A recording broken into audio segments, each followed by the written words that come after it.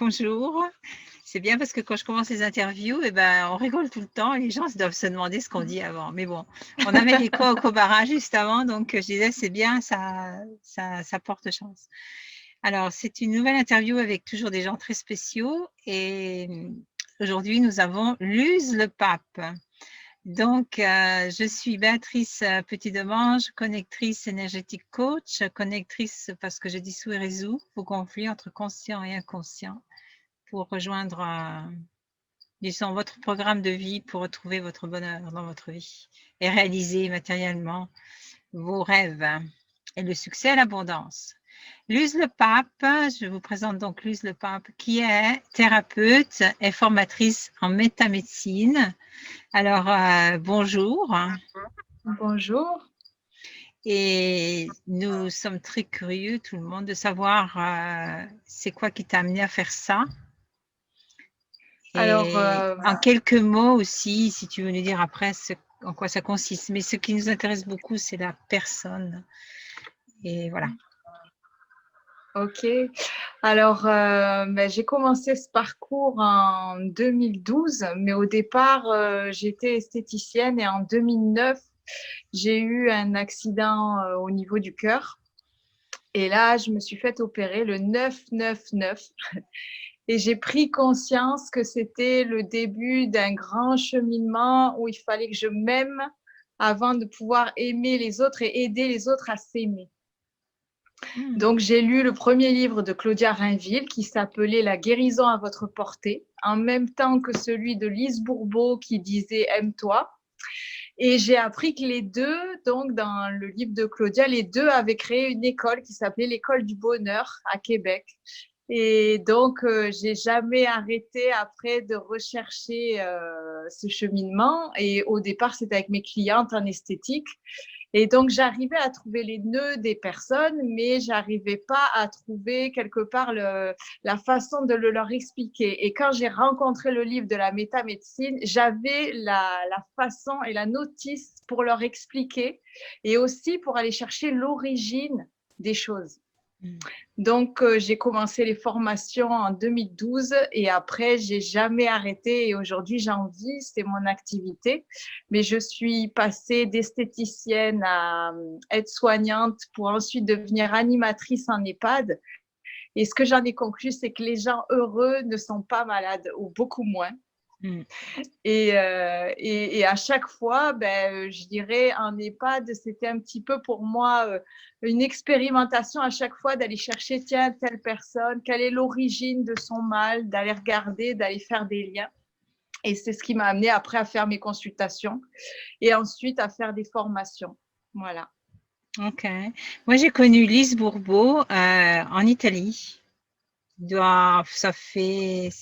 C'était en 2006, donc il y a 14 ans de ça.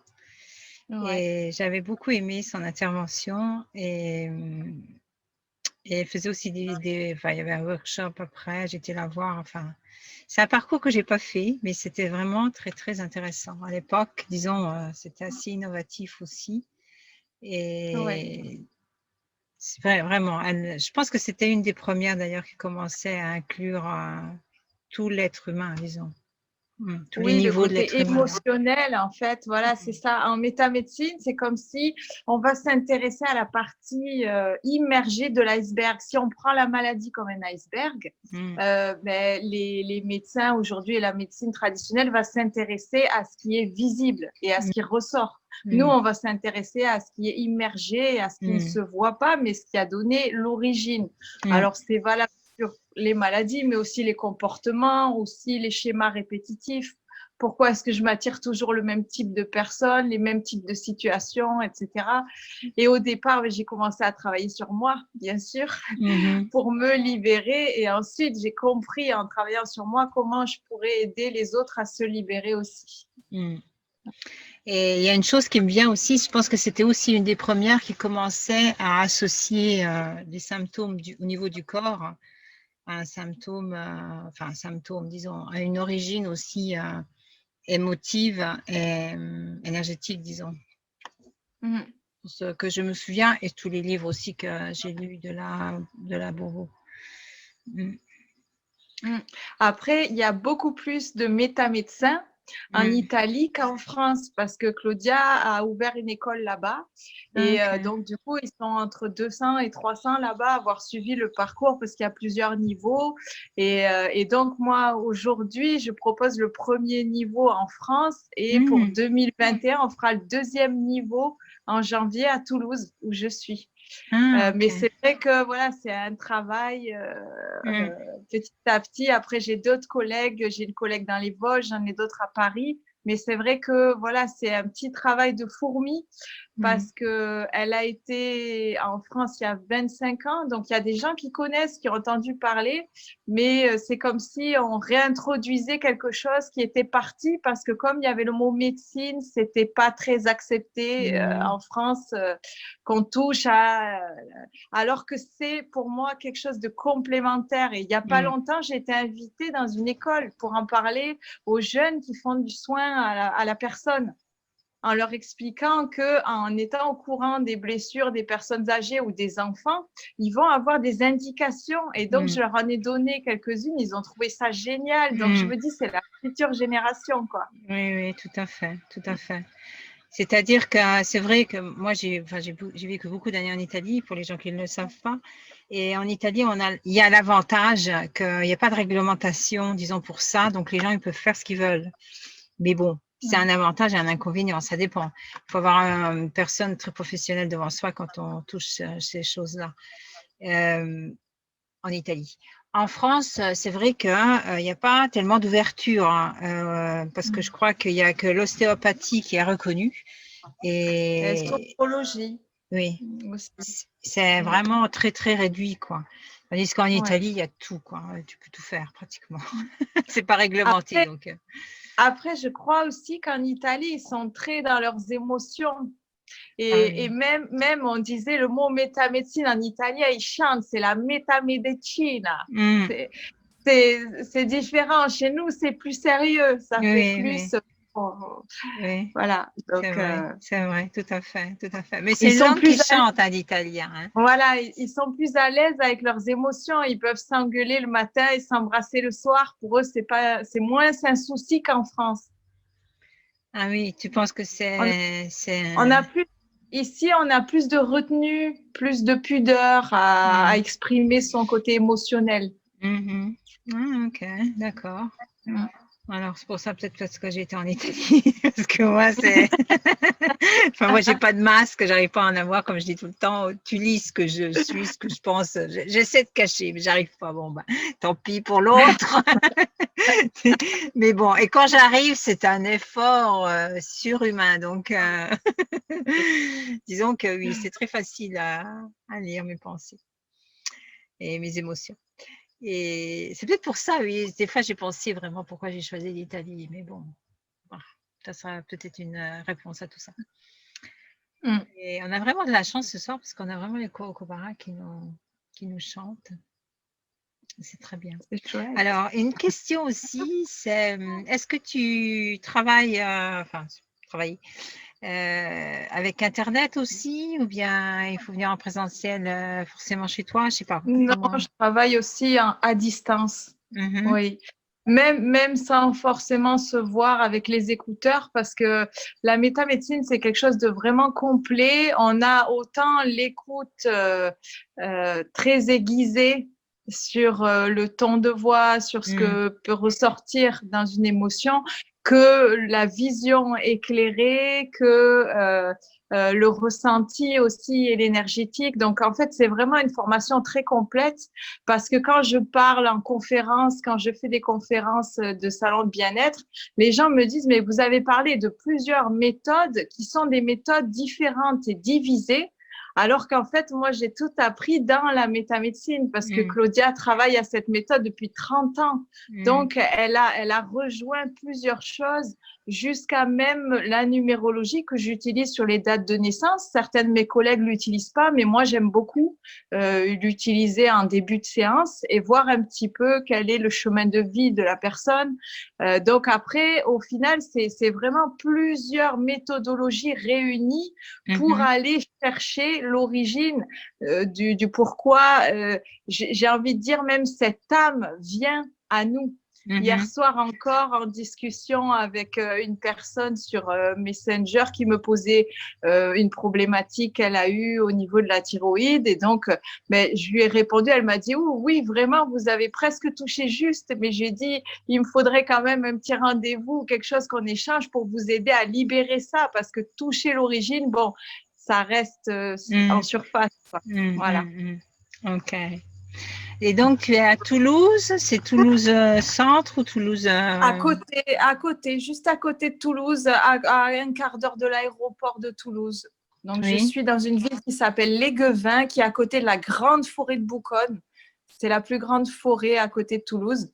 Donc, j'ai les bonnes vibrations pour me recharger.